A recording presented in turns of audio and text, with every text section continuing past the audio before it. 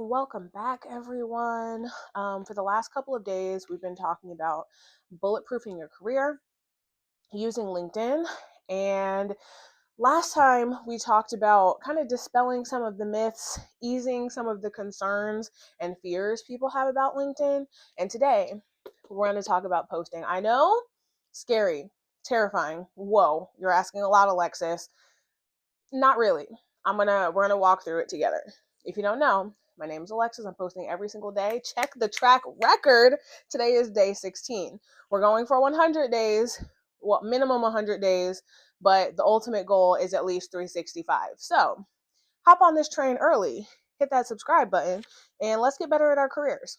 So, jumping right into it, the first thing that you can post is about your own expertise, right?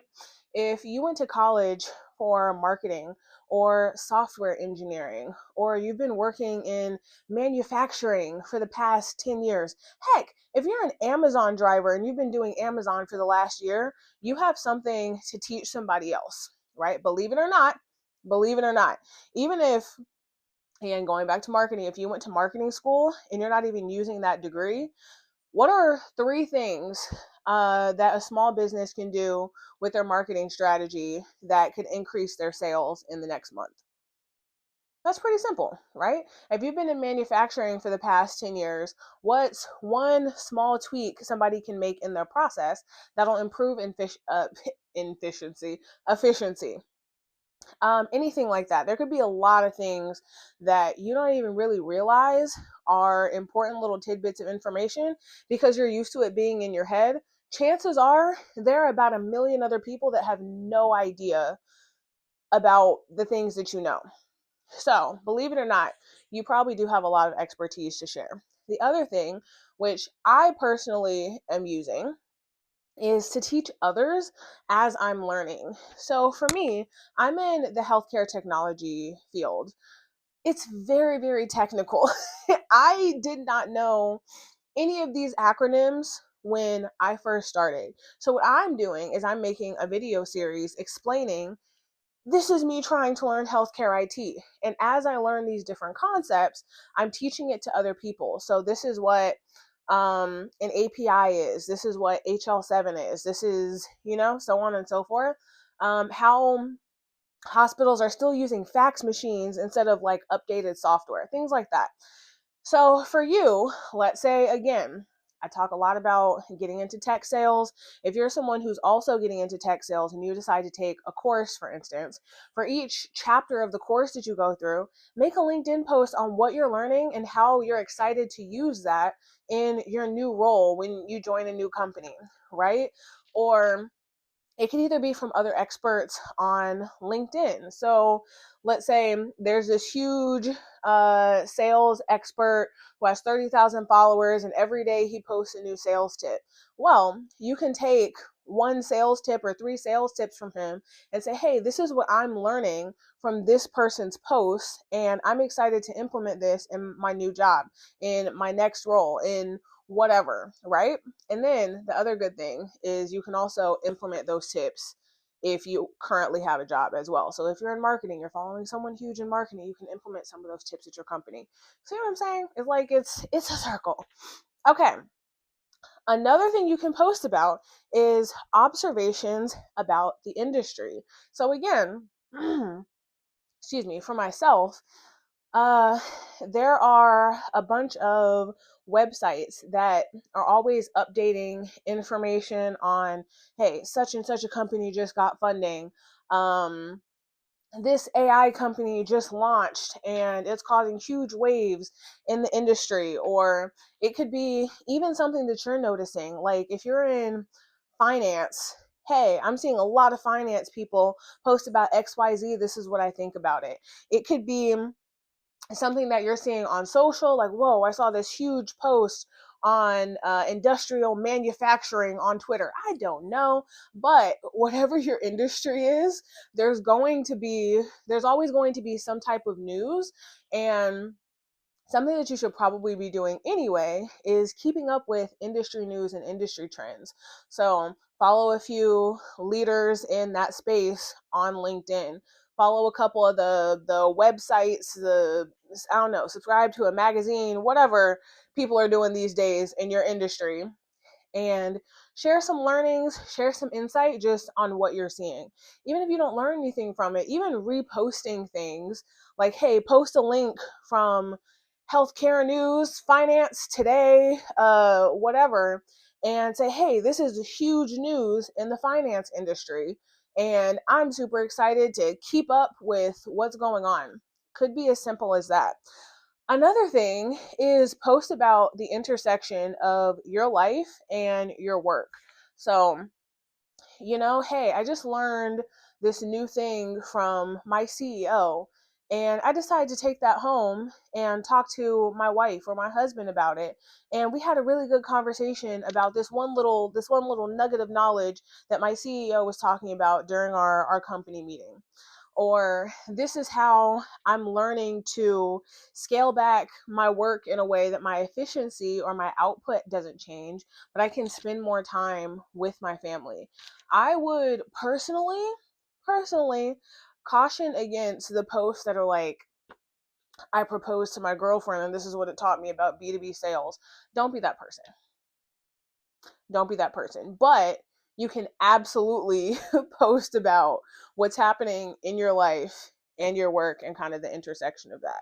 Whether it's work-life balance, whether it's something general that happened in I'm trying to think. Maybe you went to the bank and you were like, yo, I'm in finance.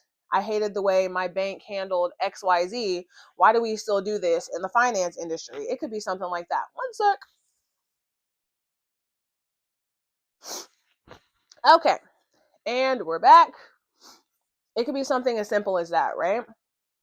And the last, and I personally think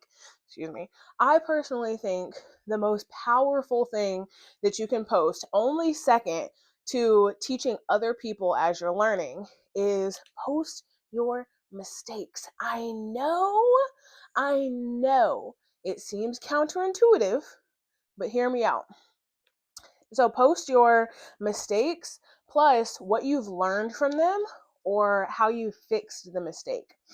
So think about it. When you're in a job interview, a lot of times the hiring manager or the panel or whatever will ask you, tell us about a mistake you made at work and how'd you handle it, right? There's a reason they're asking you that. One, because they want to see a level of accountability. And two, they want to see that you're learning from when you do something wrong. They want to see that you're learning from your mistakes. So if I post like, hey, I had a really bad cold call, my opener sucked, I kept yapping away and the prospect didn't have a chance to talk at all. And here's what I'm doing. Now I'm running mock calls with one of my coworkers who's going to help me slow down my speech and try not to get so anxious when I'm on a call with a prospect. Or I sent an email with the personalization not personalized. So it said, hey, first name instead of, hey, Chris, or whatever. I see those. It happens to everybody, right? And it's kind of double edged. So, one, you're kind of answering that interview question preemptively. So if there is someone who is looking to hire you, they already have that answer in their head, like, oh, this person is accountable. This person looks back at their work and learns from it. This person is actively moving forward versus just continuing to make the same mistakes over and over again. But it's also very relatable to a lot of people. Mistakes are relatable. We're all human. I know with AI and social media the way it is, nobody is allowed to be human. But you being human and you making mistakes is very relatable. So oftentimes you'll see posts of somebody who's like, man, y'all, I just sent this horrible email, or I just sent a marketing email to all of our clients and there was a misspelling or whatever. And there will be so many people in the comments who are like, oh my gosh, I did the same thing and I was so down on myself and I had to talk to my boss and I was thinking it's a big old thing. And then my boss was like, it's fine. Like, just resend the email. You know what I mean? So I personally think that posting about your mistakes, and again, it doesn't really matter what industry you're in, unless you're like a doctor and you're like, I accidentally cut somebody's spinal cord. Maybe don't post that. But generally speaking, for the vast majority of us, posting a mistake um, can be really powerful on LinkedIn. And once again, as I mentioned in my previous video, which you should definitely go back and watch, I'm going to link it at the end. When you're new to posting, the majority of the time, you're not gonna get a lot of traction in the beginning anyway.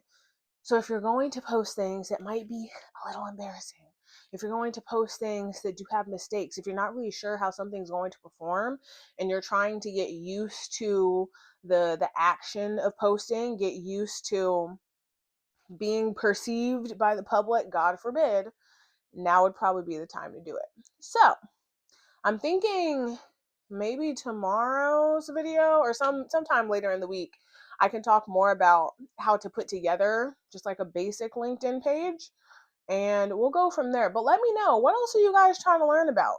I want more people to land tech sales roles. I did mention taking a sales course.